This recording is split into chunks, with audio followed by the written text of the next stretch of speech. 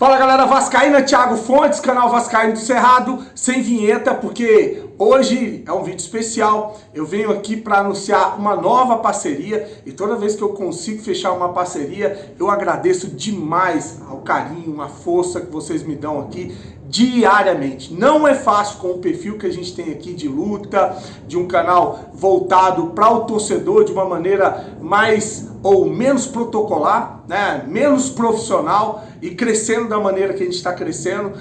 Então eu venho aqui e faço questão de agradecer a força de todos vocês. Vou deixar um recado aí da GoCase, que é a nova parceira do canal Vascaíno do Cerrado.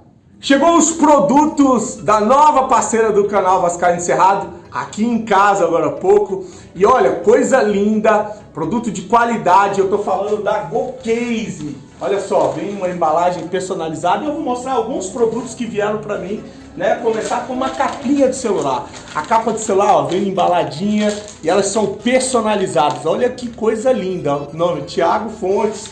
E são vários modelos de capa de celular. Você pode colocar o seu nome, seu filho, algum parente. Olha esse carregador portátil personalizado com um escudo do Vasco da Gama. Olha que coisa top.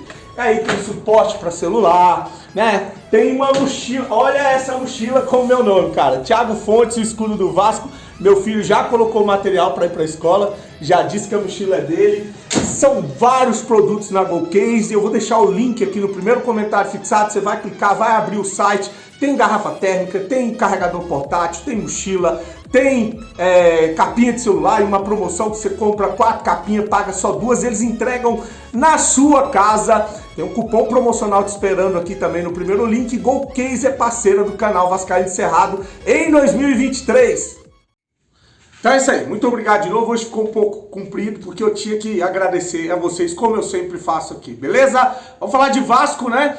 Eu vou começar com o Bahia, né, que eu trouxe aqui a informação sobre o meia Cauli, que sofreu uma lesão no joelho, vai ficar fora do Bahia, acho que são mais de um mês, e isso é uma baixa importantíssima com relação ao Bahia, porque é o principal um dos principais jogadores em números ofensivos, acho que é o vice-artilheiro do campeonato, é o cara que mais finaliza, é o cara que mais dá assistência, então é uma peça importante para o Bahia nessa briga. E logo em uma reta eu vou trazer aqui os 5 jogos dos times que estão brigando para não cair, e você vai ver como as 5 próximas rodadas elas vão definir muita coisa com relação a essa briga essa briga na parte de baixo do Campeonato Brasileiro, né? Então, além do Cauli, um outro jogador que não vai para o jogo é o meia, acho que é é o Iago Felipe. Iago Felipe tá fora também, mas essa suspensão tomou o 3º cartão amarelo. Bahia sem os 2 jogadores. Aí entra o Léo Stadini. O Léo Stadini, como eu falei, lá do Atlético Paranaense,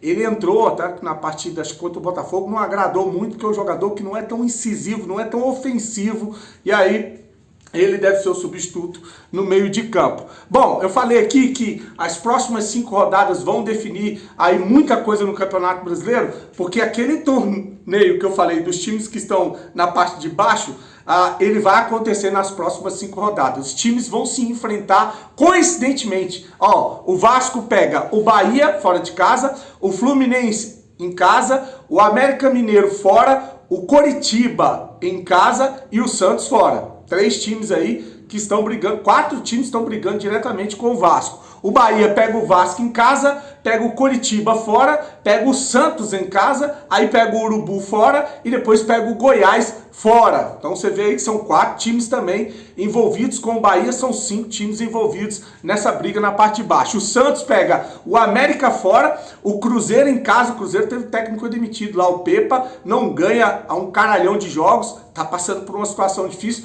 Como eu falei, tem uma gordura, mas se fizer o que o Vasco fez no primeiro turno, é capaz de ir para a parte de baixo e brigar para não cair também. Aí pega o Bahia fora, o Vasco em casa e o Bragantino. Esse é o Santos. O América Mineiro pega o Santos em casa, o Cuiabá fora, o Vasco em casa, o Bragantino em casa e o Cruzeiro fora. O Goiás, aí o Goiás e o Curitiba, eles já não pegam esses adversários direto, né? Eles pegam uma pedreira, por exemplo, o Goiás pega o Inter, o Palmeiras, o Flamengo, o Botafogo e o Bahia. O Curitiba pega o São Paulo, Bahia, o Vasco, o Atlético Paranaense e o Atlético Mineiro. Um detalhe sobre o Atlético Mineiro, né? O Atlético Mineiro que inaugurou a Arena MRV lá, a Arena do Galo, e tomara que o Atlético atropele todo mundo agora daqui pra frente, principalmente na Arena. Por quê? Porque a gente já jogou os 2 jogos com o Atlético, ganhou os 6 pontos e que ele tire ponto desses times que estão aí ou que vão brigar até o fim para não cair para a segunda divisão, tá? Bom, eu vou trazer aqui para finalizar, ainda repercute muito a situação do gol anulado pelo VAR lá contra o Palmeiras. Hoje, a CBF, de uma maneira indecente, lá com o Wilson Selene, que é o chefe da comissão de arbitragem, e o Péricles Bassols, que também é técnico ali dessa comissão de arbitragem. Esse Péricles Bassols é só o cara que tirou um campeonato brasileiro do Vasco com 2 pênaltis não dados, um descarado contra o Flamengo, né? Então esse cara aí, pra mim, já é um cara sem credibilidade. Ele levou o cara para poder explicar que o gol foi anulado corretamente. E ali, o argumento que ele usou é de que o jogador, o Richard Rios, pega a bola e ali ele não constitui, ou dali para frente não configura uma nova jogada, né? Esse é o argumento deles. Eu não vou colocar o vídeo aqui, o áudio está espalhado na internet, em redes sociais. E aí ele fala que a hora que ele pega ali, ele ainda está nessa primeira fase, que é a fase de ataque do Vasco. Ele chuta a bola para fora e diz que ele está sofrendo pressão e ele está sozinho, não está sofrendo pressão nenhuma. E aí chuta a bola para longe. E ele diz que o Paulinho pega a bola numa área que é próximo da zona da área, né? Então, uma explicação toda fajuta e que foi detonado por pessoas aí, ou por ex-árbitros. Eu vou trazer daqui a pouco opiniões de ex-árbitros que não gostaram dessas explicações. Antes eu vou deixar o pessoal do programa de placa, lá da TNT, que arrebentou com a CBF, com essa comissão de arbitragem, diz que times podem cair no Campeonato Brasileiro com interferência de erros de arbitragem, né, e que estão ferrando com o Campeonato Brasileiro. Tem que chegar todo mundo na CBF e falar, primeira coisa, como é que esse VAR aí nós compramos aonde? O Ricardo disse que foi na 25. Foi na 25, foi na Uruguaiana, foi aonde? Onde é que tem o melhor? O melhor VAR, a melhor tecnologia, nós não temos. Tá, mas aonde é que tá? Tá em Xangai. Porra, vamos pegar um voo, vamos lá comprar. Quem vai pagar? A gente paga isso aqui, a CBF paga, precisamos resolver.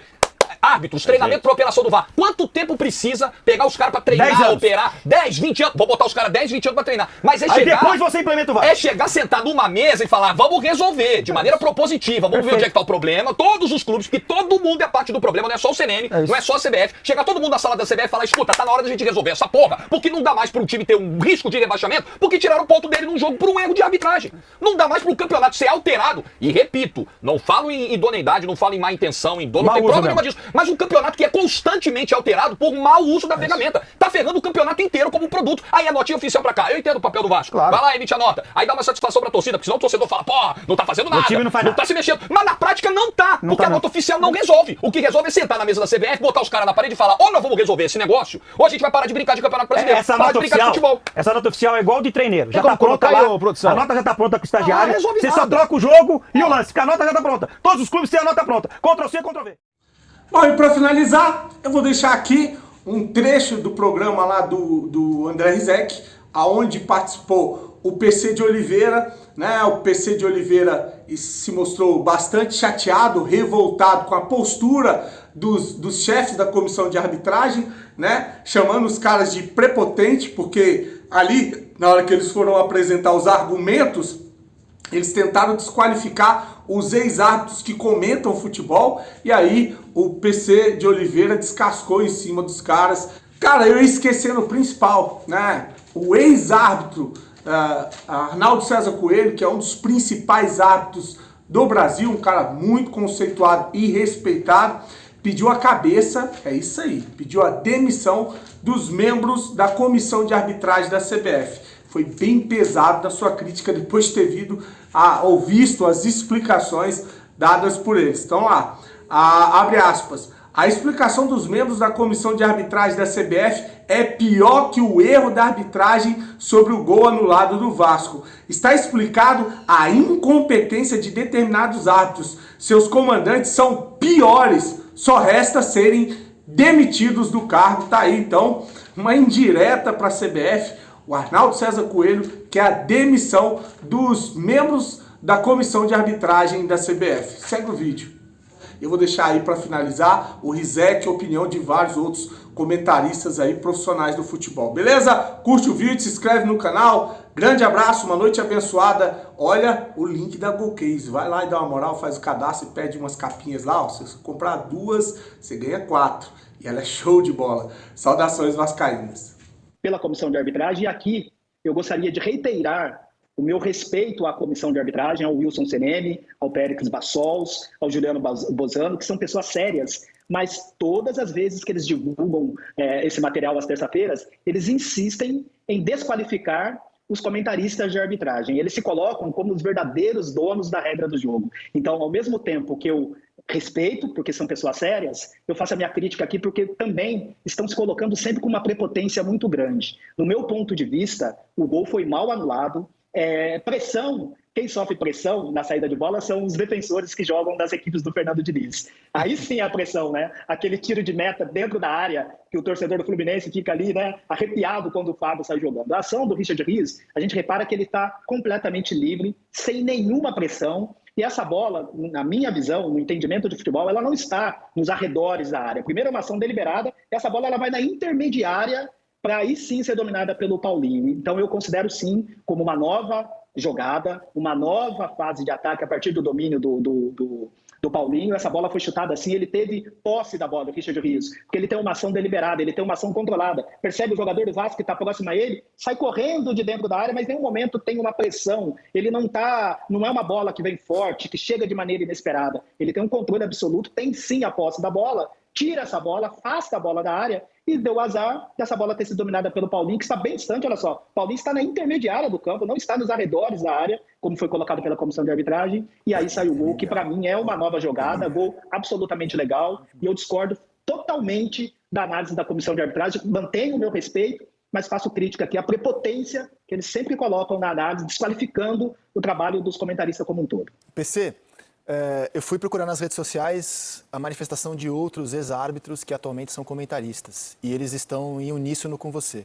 É o caso do Salvo Espínola, que no Twitter opinou que a CBF está criando um precedente muito perigoso, porque ela está, na opinião dele, inventando algo que não existe no jogo real. A CBF está redesenhando o que é fase de jogo, na opinião dela. A Renata Ruel, que trabalha na ESPN, vai na mesma linha. E eu queria dar uma opinião aqui. Eu raras vezes vi um descasamento tão grande entre algo que se fala e algo que está nas imagens. Imagem e áudio. Porque quando a gente mostra ali o lance e a CBF entende que o Richard Rios está pressionado, eu não vejo pressão nenhuma. Então a minha conclusão sobre isso, respeitando o ponto de vista divergente, mas do qual eu discordo radicalmente, eu não vejo pressão nenhuma em cima do Richard Rios ali, o que eu acho que é o problema que a gente tem é que os profissionais da arbitragem brasileira na CBF podem saber tudo de protocolo, entender tudo de protocolo, mas eles conhecem muito pouco do jogo. E para você apitar jogo de futebol e comandar uma arbitragem, você não pode só conhecer do que está no papel, você tem que conhecer do jogo também. E do jogo, eu não vejo ninguém opinando que o Richard Rios está pressionado. André. Só os profissionais da CBF, respeito, mas só eles, de todo mundo que se manifestou, opinaram que o Richard Rios está pressionado nesse lance e não é uma nova fase de jogo. Na ânsia de justificar o erro, que na visão deles foi um acerto, eles simplesmente esgrimaram com a imagem. Porque o Richard Rios, ele tinha ali a opção de dar esse chute, como ele deu, ele tinha a opção, fosse ele até um outro tipo de jogador mais seguro, de dominar essa bola e tentar dar um passe para algum companheiro mais bem colocado próximo a ele. Porque não havia pressão. Então não tem como mudar o significado das palavras. Pressão é quando um jogador, ao receber essa bola, já tem um companheiro, um adversário ali, dificultando os seus movimentos, o induzindo ao erro. E dá um medo de que nas próximas decisões exatamente. E aí, o VAR cria-se uma vai voltar 300 lances antes do gol, cara. Uma armadilha, porque os outros clubes, as outras comissões técnicas, estão olhando e falando assim, bom, então isso é pressão, e o local onde está o Paulinho sequer é o último terço do campo, que é uma palavra muito usada hoje na nova terminologia do futebol. O Paulinho está quase que próximo à linha do meio de campo, intermediária, como bem definiu o Paulo César. E aí, na ânsia de querer justificar a defesa da decisão, tropeça-se no significado das palavras, dizendo que o Richard Rios estava pressionado, não estava, briga-se com a imagem e tenta se desqualificar quem apresenta opiniões diferentes, só porque entende que a opinião que reina lá no departamento é a opinião que tem que vigorar sempre. Opiniões de Lino e Renata para a gente fechar no pique esse tema? Acho que todos nós concordamos que o jogador do Vasco estava impedido e que esse impedimento deveria ter sido marcado dentro de campo e, portanto, o gol do Vasco deveria ter sido anulado naquele momento. Depois não. Não haveria o gol, né? Não haveria o gol. Depois não. A ideia de pressão sobre o jogador Como que reinicia também a jogada que origina o gol do Palmeiras teve uma falta invertida, mas segue o jogo. Sim, isso é do jogo. A gente lamenta que isso não tenha sido marcado dentro de campo. Mas depois não, tem pressão nenhuma. Começa uma nova jogada claramente. Renata? E eu, como narradora, fico tensa, porque a gente não sabe o que vai acontecer, quais são os parâmetros e as referências do que vai acontecer para os próximos jogos, né? Porque quando acontece no jogo ali, a gente analisa o lance, enfim. Mas com todas essas modificações que estão acontecendo, a gente fica com medo. Tá certo. Mas você em casa tire suas conclusões. A gente aqui, de forma unânime, discordou do que a CBF opinou. E você em casa tire as suas conclusões.